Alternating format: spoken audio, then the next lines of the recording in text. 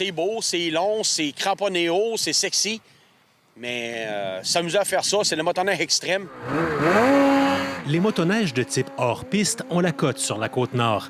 Mais leur utilisation peut s'avérer dangereuse, selon le président du club de motoneige Hook-Pick de Sept-Îles. Depuis plusieurs années, le taux d'accident en sentier a beaucoup diminué versus le taux d'accident hors sentier.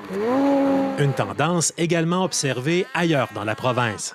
Lorsqu'on sort des sentiers, souvent, on va s'en aller dans un endroit où on ne sait pas qu'est-ce qu'il y a en dessous parce que c'est recouvert de neige. Et souvent, les gens ne s'en rendent même pas compte. Ils sont sur un cours d'eau. Et là, ben, ça défonce. Et souvent, bien, on a vu beaucoup d'incidents de ce genre. Le club Hook-Pick de Sept-Îles appelle d'ailleurs ses membres à la prudence. Car malgré sa nordicité, la région connaît des températures douces depuis plusieurs jours, ce qui retarde la formation du couvert de glace sur plusieurs cours d'eau. Je prends un exemple, la rivière Moisy cette semaine. Lundi, mercredi, quand j'ai passé là, il y avait des trous noirs encore. Là, il y a encore des trous noirs au sud du pont.